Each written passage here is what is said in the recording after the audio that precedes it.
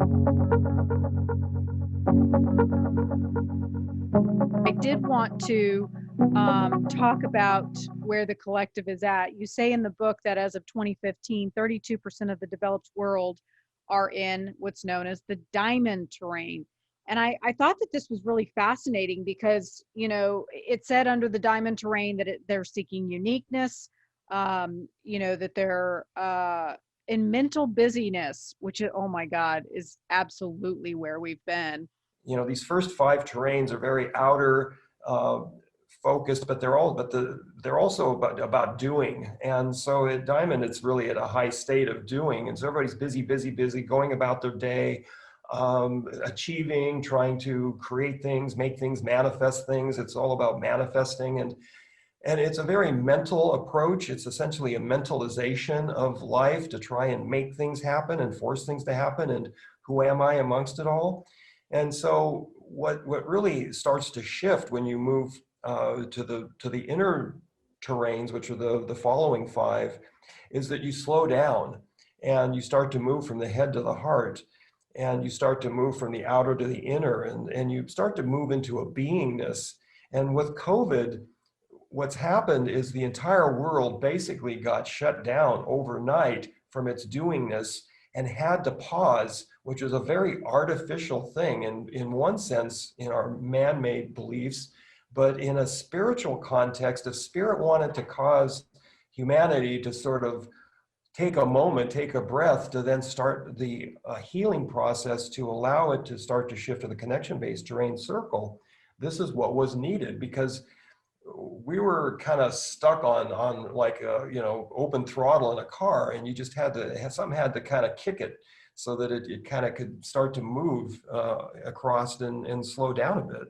And at this point in time, there are actually quite large numbers of people who are in the process of slowly shifting from the reflection-based terrain diamond to the connection-based terrain circle. And they were already in that process before COVID started, probably many, many people around the world in that long process of moving from diamond to circle. It's one of the biggest shifts that happens in the entire continuum of terrains, because as Alan has said, it's a shift from outer to inner and from head to heart and from doing to being. It's a massive shift where your whole identity falls off and you come back into connection with your true self and with nature and with community, and a lot of the striving and the identity seeking and the outer creation, the outer focus falls away. And so because so many people were already in that process, this COVID shutdown has actually accelerated the shift of those people. So if you think of the millions of people around the world who are already in the process of moving from diamond to circle, that's all been sped up for them.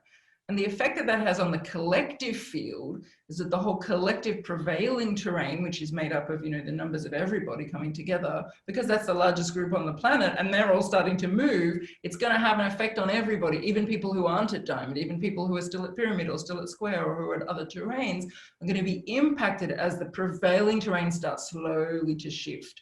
And so over the next decades, we're going to see subtle changes in the culture to reflect the shift from doing to being, into a more simple life and a more connected life. And it's not that there's anything wrong with it. I mean, a lot of the amazing things we love about our current world have come from it being at diamond. We wouldn't have had the internet if we were still at square. The internet is very much an expression of diamond, freedom of information, decentralization of information, everybody having their own opinion, everything's customized and unique, and you could create your own kind of car.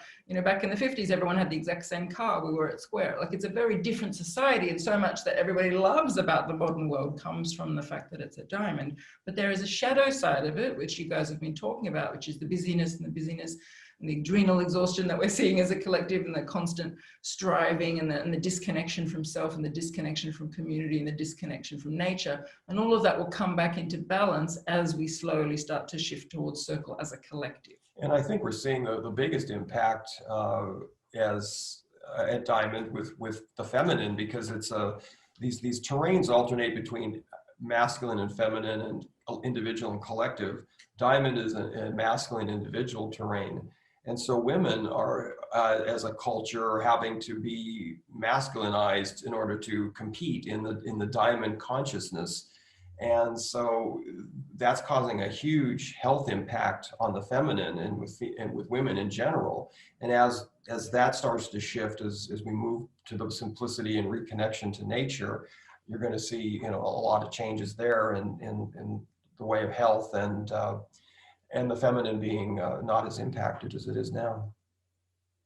Well, that's a fantastic concept to think of. I didn't even really consider the side effects of diamond, and you're absolutely right. I mean, it's been like a round peg trying to go into a square peg in a round hole. It's like it hasn't fit right, and women have been ostracized for being too emotional and too dramatic, and the things that really bring empathy and compassion and emotional intelligence to things. It's been kind of beaten out of us. That's the conditioning of the things that we shouldn't bring to the table, when in fact those are the things that are needed.